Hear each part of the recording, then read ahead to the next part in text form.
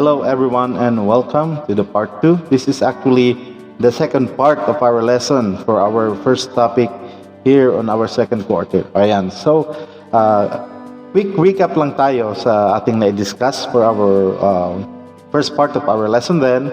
So, we have discussed the first part of the exogenic process. Ano yun? Yun po yung mga agents of erosion. Yan. Parang nagbalik tanaw lang naman tayo halos kasi actually, those are the things which were like literally discussed way back in your science years, di ba? Ano yung mga nagkakos ng erosion, agents of erosion, paano at sa anong paraan ang tao nakakaapekto sa nature by erosion itself, di ba? So, moving forward to that, we come now to a topic which is called the Earth's internal heat. Yan. Okay, so before all of this, before we actually discuss all of this, I would just like to reiterate, diba, some few corrections when it comes to the concept of heat. I know and I am aware that even in the modules that we're using, even in the textbook, mababasa nyo that heat is being classified as a kind of energy, a form of energy, diba? Balikan natin yung mga forms of energy, diba? Chemical, mechanical, etc. May thermal pa tayong tinatawag. But then come to think about it, ano ba talaga ang heat? Why is heat such a topic when it comes to earth science and physical science? Bakit? Kasi po ang heat basically is a byproduct. Uulitin ko, ang heat ay hindi isang uri ng energy. Heat is a byproduct. Bakit? Halimbawa, machines are working. They are working using mechanical energy. Diba? And one concept of energy, it cannot be created nor destroyed, but it transforms into another thing.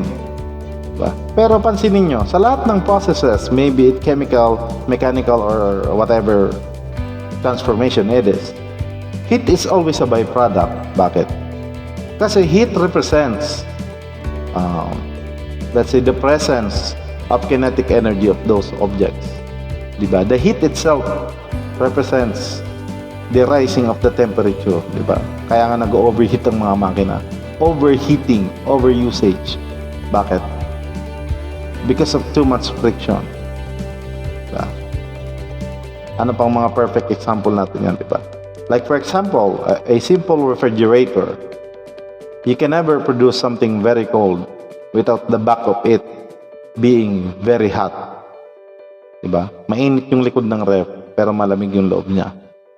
Bakit? That is a byproduct of the function of the refrigerator to produce low temperature or to lower temperature sa loob niyan.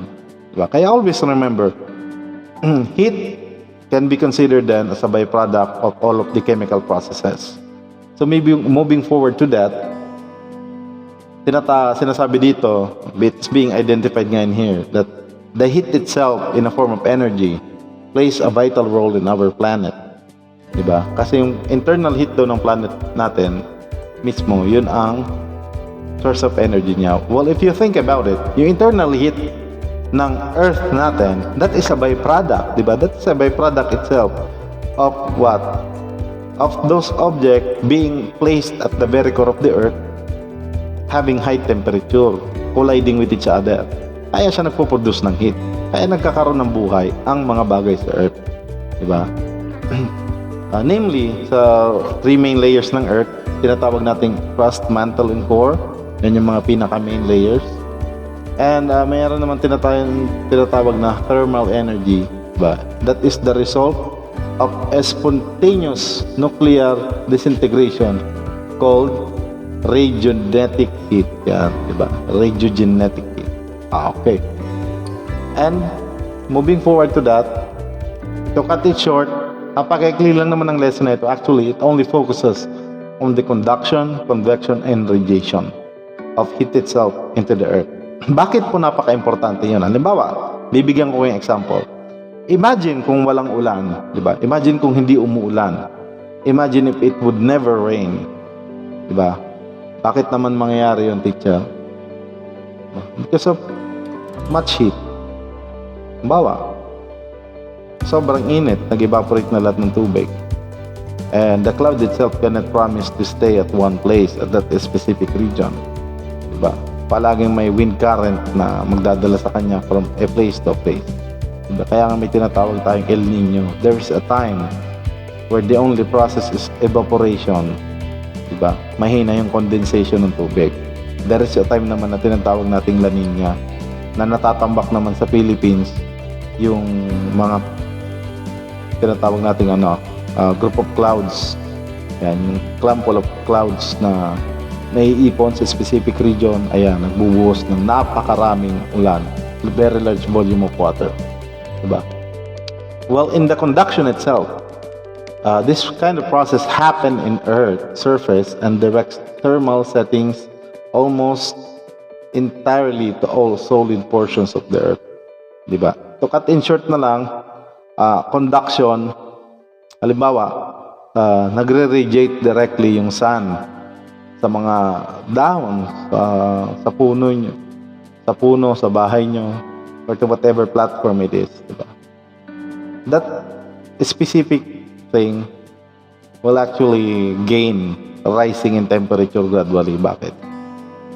It's as if na umiinit sila, but in reality, na-excite yung mga molecules nila dyan, kaya nagkakaroon ng tinatawag na colliding of the atomic particles, which causes or induces kinetic energy, kaya tumataas yung temperature.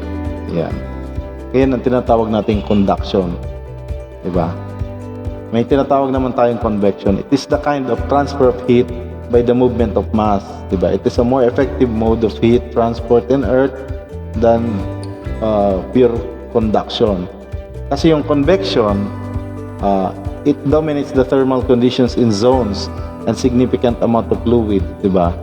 Thus, it governs the heat transport in the fluid outer core, the mantle, diba? Sabi nga sa geological time scale, due to tremendous temperature, the mantle acts like a viscous fluid. In the convection current, the mantle of the Earth moves slowly because of transfer of heat from the interior of the Earth, diba? From the interior of the Earth up to the surface, diba? Kaya may tinatawag tayong tectonic plates. Para hindi kayo maguluhan, ang directly pinagkaiba ng convection sa conduction. Si conduction, direct yung heat transfer niya. Si convection hindi. It's like a cycle, diba? Parang nire-reserve niya yung energy. Like for example, yung mga magma at the very inner core of the Earth, nagsisik siya ng pathway, nagsisik siya ng travel towards outside of the crust. Diba? Hanggat kung saang vent siya makalabas, kung saang vent ng volcano siya pwedeng mag-e-erupt siya. Diba? Tapos yung molten rock na yon magsusolidify, nasa taas na naman siya ng crust ng Earth. Diba? So on and so forth. Yun ang nangyayari. Kaya time will come kapag ang isang volcano ay kahit na dinideclare na yung dormant, meron pa rin chance na somehow it might be a good reservoir of magma itself, and diba, who knows, it may abruptly erupt at any time possible. Okay, so may tinatawag naman tayong third methods of heat transfer, yung tinatawag na radiation. Dito kayo pinaka-familiar, diba? Perfect example nito, how the sun radiates onto the earth itself. But basically, radiation is the process of heat exchange between the sun and the earth. Through radiation, it controls the temperatures of the earth's surface inside the earth.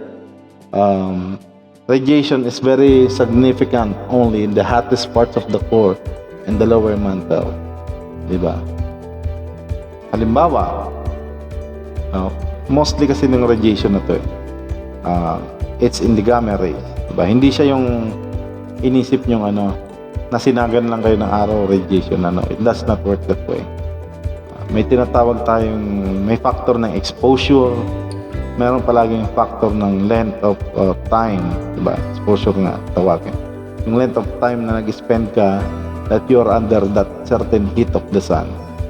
That is the only time that you are being exposed to radiation, diba? Pero yung tipong naarawan ka lang naman ng mga 2 minutes, I really can't tell. I cannot classify that as a direct heat transfer of radiation to you. Diba? And baka may magtatanong, sir, paano po yung mga radiation na nangyayari sa mga nuclear na bagay? So parang ganun lang po yun, diba? We have the alpha, beta, and gamma rays, in which we will discuss later to our next topics.